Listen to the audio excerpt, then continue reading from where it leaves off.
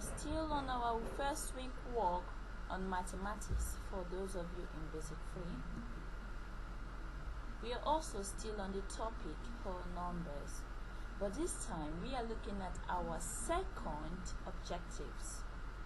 Our first objective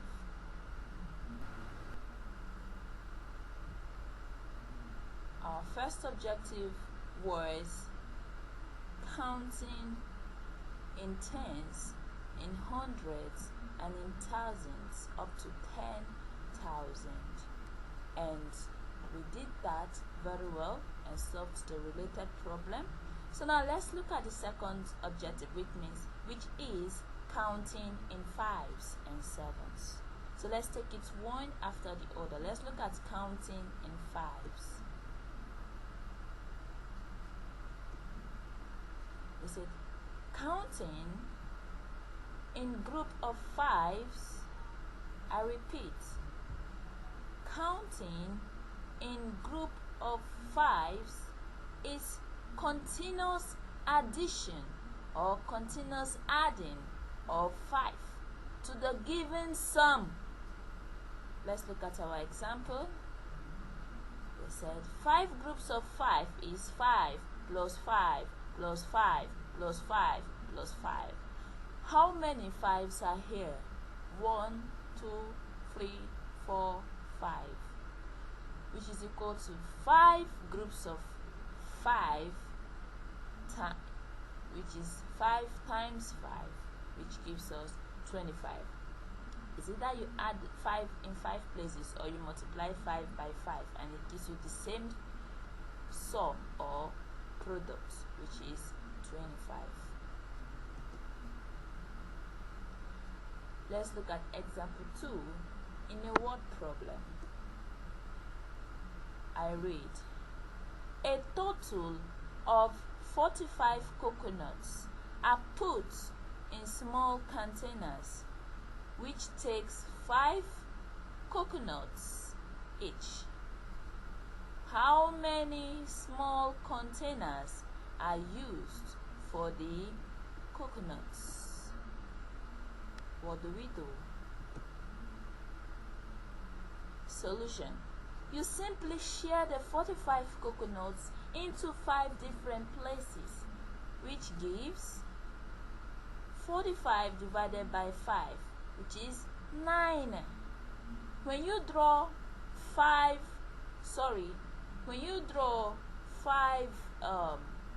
holes, 5 groups, let me use something to show you. Let me show you what I mean. Let's say you draw 5 circles, 5 circles, 5 circles. Okay, let me use a color that can show which. Let's say you draw 5 circles. Sorry, it's not showing, but draw 5 circles in your book right now and put 1 0 or a round figure representing a coconut in each of the circles and count 1 here, 1, 2, 3, 4, 5. You go back 6, 7, 8, 9, 10. Now you're dropping 1 each after the other in each circle. So when you get to 45, you see how many knots are in each circle. You find out that there are 9 knots.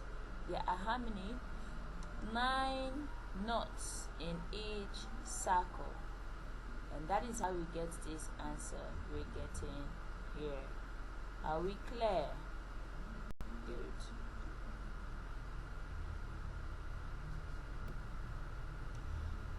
So now let's look at counting in sevens. Counting in sevens. They said, same way we continuously add 5. We continuously add 5 when we are counting in groups of 5. It's the same way we continuously add 7 when we are counting in groups of 7.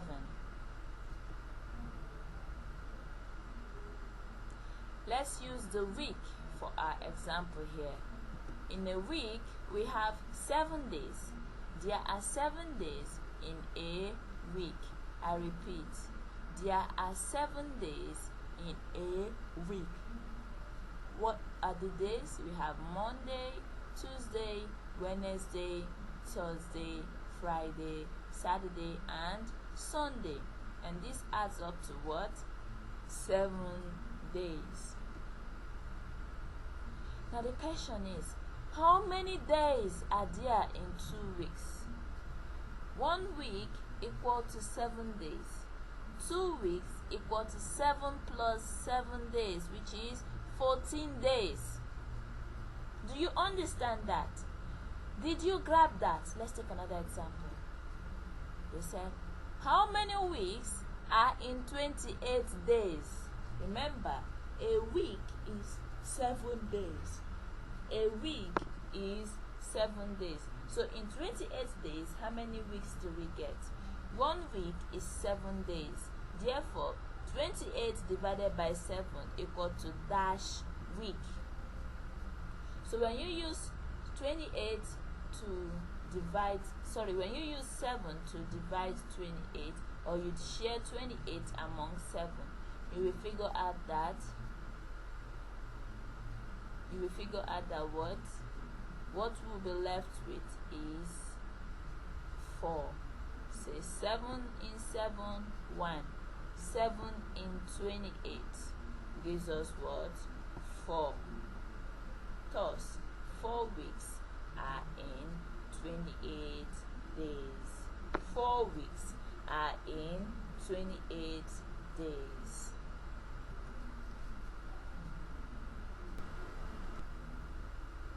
So now let's look at our exercises. They said open to pages 36, page 37, and page 41. You will see assignments waiting for you in your Learn Mathematics textbook. They say counting in groups of 5s backwards, 295. Remove 5, we are left to 290. Remove 5, we are left to 285, and you keep doing it that way. When you're counting in backward, you are removing. When you're counting in forward, you are adding. So now what should be here? Before 70, after 70, we are counting forward. Add 5 is 75. So what should be here? Get that. Counting in groups of 7s. How many days are there in 12 weeks? 7 times what gives us 140. To get this answer, you have to divide.